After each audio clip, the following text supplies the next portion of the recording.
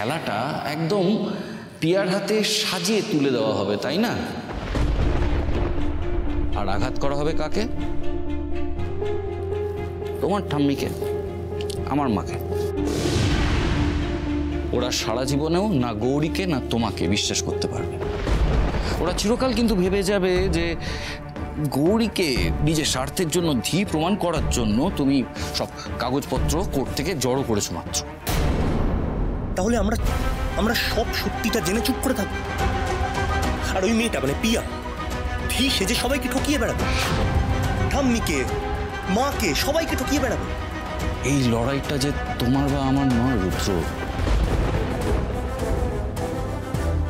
এই লড়াইটা যে আসল ধী তার।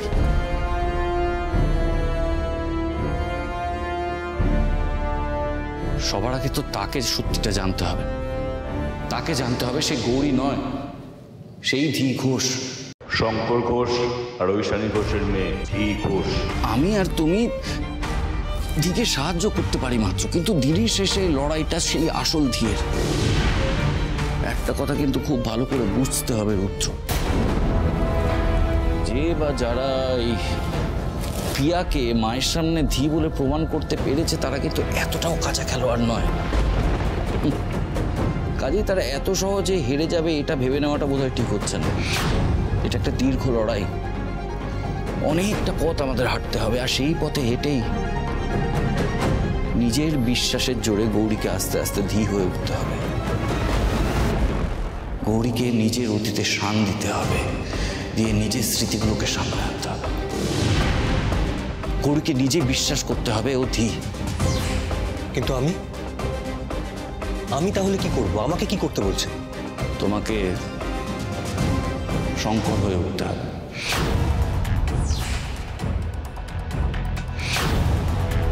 বুঝতে পারলে না তো? তোমাকে আরেকটু ইমোশনালি ভাবতে হবে। যেভাবে ধীর বাবা শঙ্কর দিনের পর দিন নিঃশব্দে নিজের স্ত্রীর পাশে থেকেছে,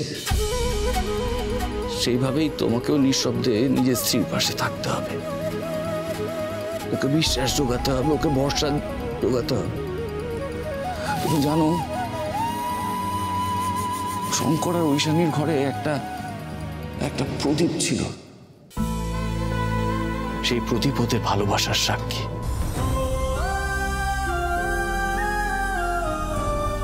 একসাথে পথ চলার সাক্ষী। সেই প্রদীপটা হাতে নিয়ে ওরা দুজন, সেই প্রদীপের আলোকে সাক্ষী রেখেই ওরা দুজন আজীবন পাশাপাশি থেকে লড়াই করবার শপথ নিয়েছিল।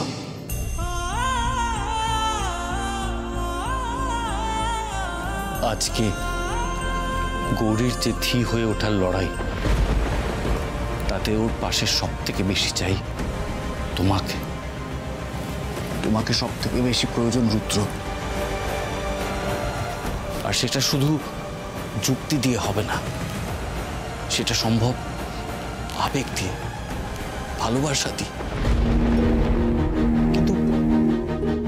কিন্তু যুক্তির থেকে কি কখনো আবেগ, ভালোবাসা এইসব বড় হতে পারে? পারে না, সত্যি পারে না বলো তো? না হলে এই পিয়া বলে মেয়েটি সবার কাছে এসে নিজেকে প্রমাণ করে দিল ওই ধী। তোমার কাছে তো পারলো না। তোমার মধ্যে কিন্তু একটা কিন্তু থেকেই গিয়েছিল, তুমি কিন্তু মন থেকে বিশ্বাস করতে পারোনি। কেন? তার কারণ তোমার স্মৃতিতে একটা ধী আছে। তুমি নিজেও জানো না যে 15 বছর আগে তোমার ঠাম্মি আর আমার মা যখন তোমরা ধীর বিয়ে ঠিক করে দিয়েছিল, তখন থেকেই তোমাদের ভাগ্য একসাথে জুড়ে গেছে। আমি ধীকে আমার নাত বউ করতে চাই। না হলে এটা কি করে হয় রুদ্র? তুমি নিজের অজান্তেই আসল ধীকে বিয়ে করে ফেললে। ভোলানাথের ইচ্ছে ছাড়া এটা সম্ভব নয়। এটা তারই সংকেত আজ থেকে তোমার দায়িত্ব ধীকে তার আসল পরিচয় ফিরিয়ে দেওয়া। ধীর এখন অতীতের স্মৃতি সবটা মনে নেই, অ্যাক্সিডেন্টের ট্রমায় অনেকটাই সে ভুলে গেছে। সেই কাজটা তোমাকে করতে হবে, তোমাকে ফিরিয়ে দিতে হবে ধীর অতীত স্মৃতি। আমি তোমাকে পিছন থেকে সাহায্য করব, কিন্তু তোমাকেই ছায়া হয়ে ধীকে আঁকলে রাখতে হবে। আমি আপনাকে কথা দিলাম, আজ থেকে আমি ধীরের ছায়া হয়ে উঠব।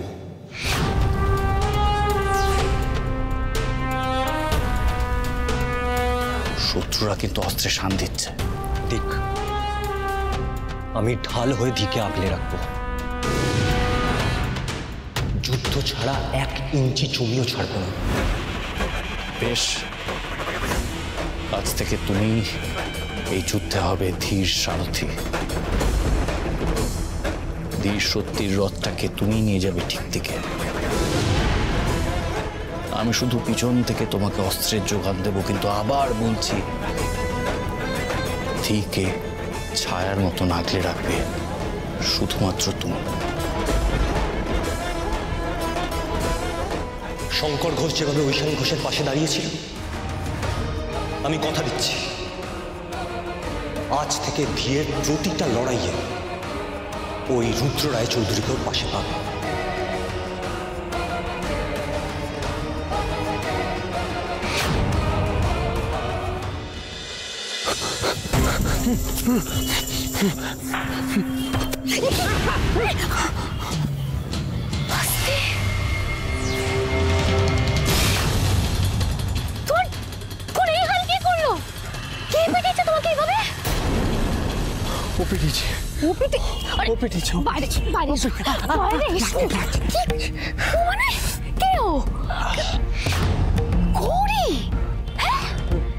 গৌরীর মতো একটা নেকা ভীতু মেয়ে, সে নাকি তোমার গায়ে হাত তুললো?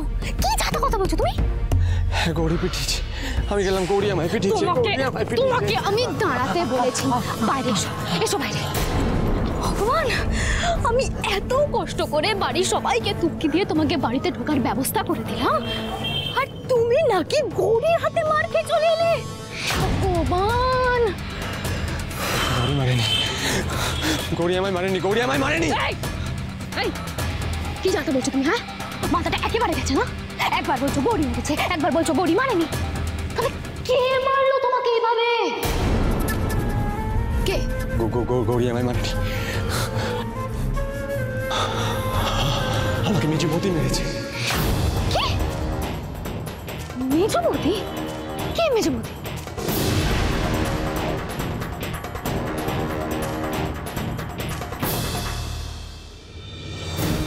মেজো বৌদি হলো ঐশানী ঘোষ, ধীরের মা।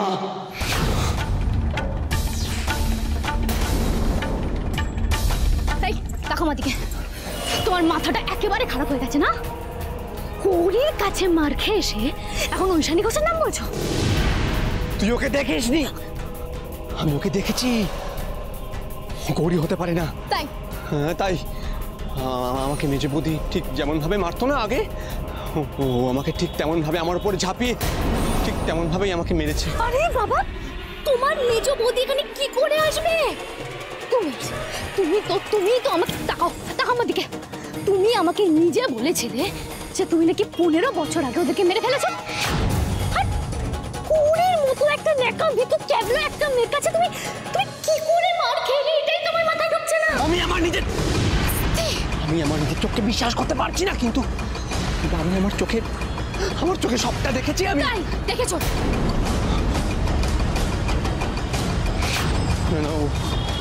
ঐশানী ঘোষকে কোনো বিশ্বাস নেই। যে কোনো সময় আমাকে ধাবা করে এখানে চলে আসতে পারে, আর এসে আমাকে এমন মারবে, আমার সব পিঠের ছালপাকটা সব তুলে দেবে। আমি এখন থেকে কেটে পড়ি, এখান থেকে কেটে পড়ি। আরে শোনো বাবা, আচ্ছা অপদার্থ তুই ভাস্কর ঘোষটা। কুহেলি, রাইট। কুহেলিও তো আমাকে ব্যবহার করছে ওই আশ্রমের দলিলটা হাতানোর জন্য। না, এবার যা করতে হবে আমাকে একাই করতে হবে। গৌরী যতদিন বেঁচে আছে ততদিন আমি নিশ্চিন্তে ঘুমোতে পারবো না। আর গৌরী বেঁচে থাকা মানে আসল ধি বেঁচে থাকা। আর কখন কখন বাড়ির সবার সামনে এই সত্যিটা বেরিয়ে আসবে আর ওই দুই বুড়ি মিলে আমার গলা টিপে ধরবে। না না না না না না না না, এইভাবে এইভাবে আমি আমি ভয় ভয় ভয় ভয় থাকতে পারবো না। কিছু একটা করতেই হবে। গৌরী বেঁচে থাকা মানে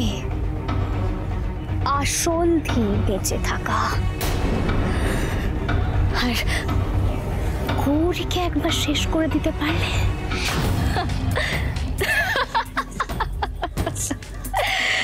গৌরীকে একবার শেষ করে দিতে পারলে তখন আমি আসল ধি হয়ে সারা জীবন ওই বাড়িতে থেকে যেতে পারবো। তাই গৌরীকে মারা ছাড়া এখন আমার কাছে আর কোনো রাস্তা খোলা নেই।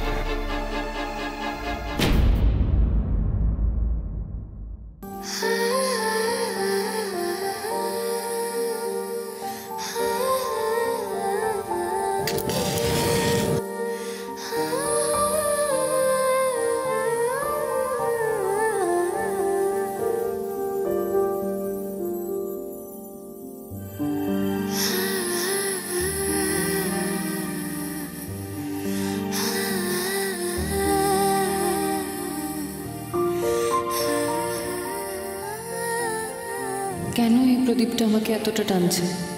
কেন মনে হচ্ছে এই প্রদীপটা আমি আগে দেখেছি?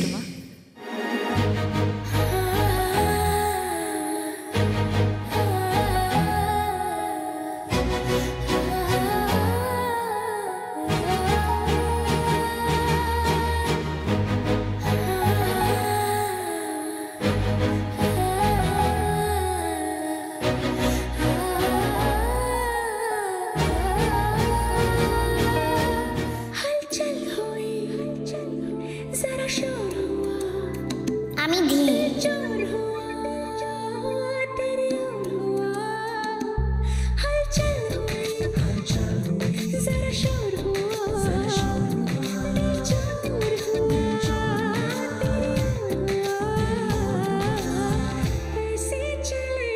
কি দেখছেন? তোমাকে, সরি, আপনাকে। আমাকে ওভাবে দেখার কি আছে স্যার? আপনি কি আমাকে চেনেন না নাকি? হঠাৎ স্যার আমাকে এভাবে দেখছেন কেন?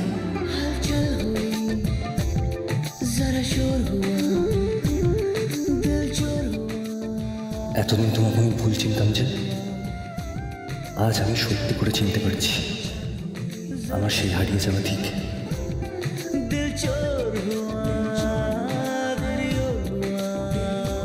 কি হলো স্যার? না মানে আমি আসলে আপনাকে নতুন করে চেনার চেষ্টা করছি। আমিও না নিজেকে নতুন করে চিনতে পারছি। মানে মানে এই দেখুন না স্যার, আজকে এই প্রদীপটা খুঁজে পেয়েছি, কিন্তু জানি না কেন এই প্রদীপটা আমার খুব চেনা চেনা লাগছে, খুব আপন মনে হচ্ছে।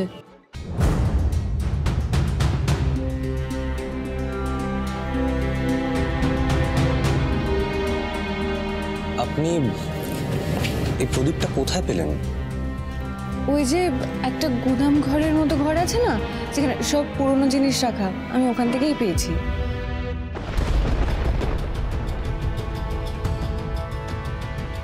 ওই গুদাম ঘরটা তো আগে হরগৌরী পাইস হোটেল ছিল। সেখানে তো মহেশমতিদের বাড়ির অনেক জিনিস রাখা, ধিয়ের মা বাবার অনেক জিনিস রাখা আছে। তাহলে এই প্রদীপটা কি? শঙ্কর আর ঐশানীর ঘরে একটা প্রদীপ ছিল। সেই প্রদীপ ওদের ভালোবাসার সাক্ষী।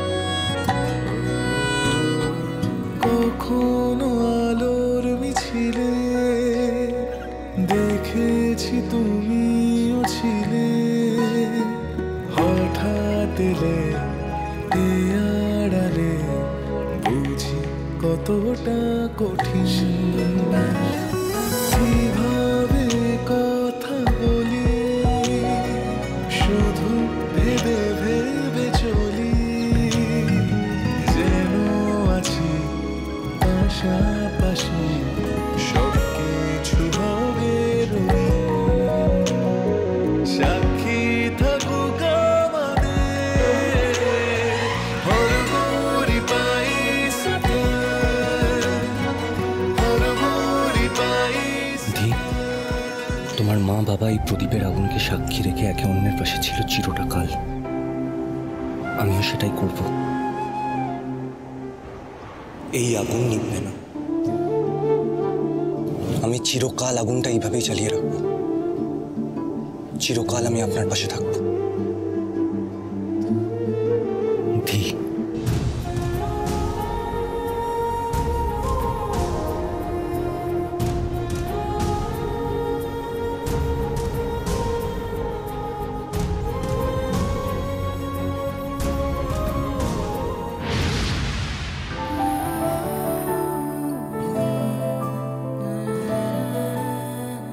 স্যার আপনি শুয়ে পড়ুন, আমি লাইট অফ করে শুয়ে পড়ছি।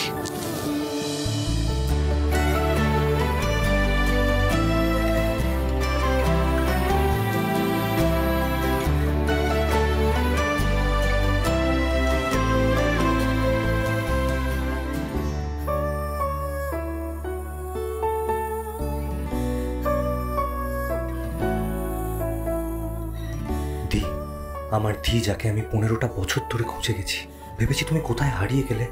সে তুমি যখন আমার সামনে এলে, আমার এত কাছে এলে,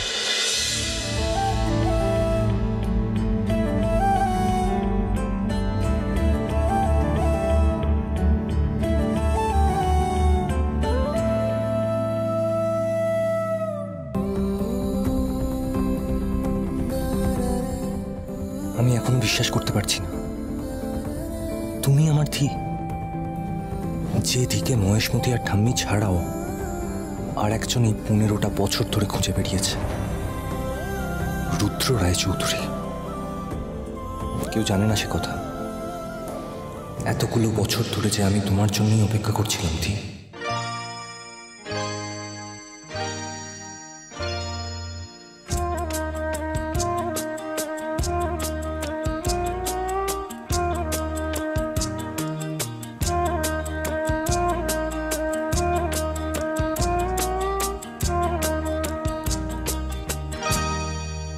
कुछ ना कहो, कुछ भी ना कहो, कुछ ना कहो, कुछ भी ना कहो, क्या कहना है, क्या सुनना है, मुझको पता है,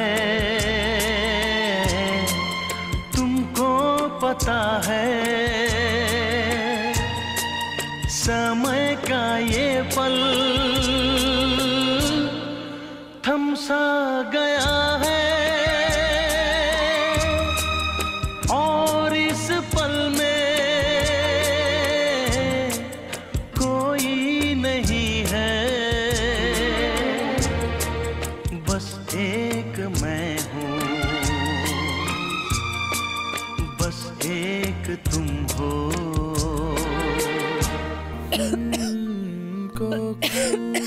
আলোর মিছিলে দেখেছি তুমিও ছিলে, হঠাৎ এলে এ আড়ালে, বুঝি কতটা কঠিন, কিভাবে কথা বলি। এতদিন তো জানতাম না তুমি আমার ধি, তাই তোমাকে দূরে দূরে রেখেছি। তো এখন আমি আমার ধিকে ফিরে পেয়েছি, তাও আবার আমার বউ হিসেবে। তোমাকে কি করে আমি নিচে শুতে দেব? এটা হতে পারে না। আমি আজ থেকে নিচে শুভ, ধি খাটে শোবে।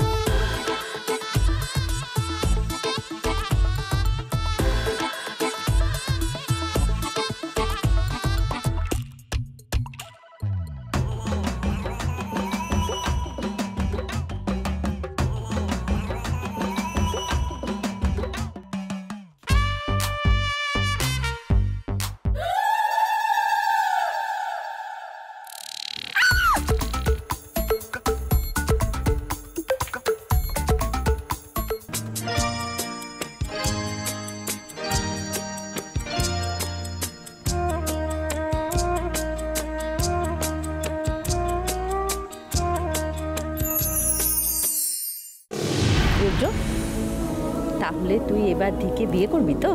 নিশ্চয়ই করব। তার আগে এই 7 দিনে আমি একটা পরীক্ষা, তবে পরীক্ষাটা তোকে আর গৌরীকে দুজনকেই দিতে হবে। और गोरी पाई सके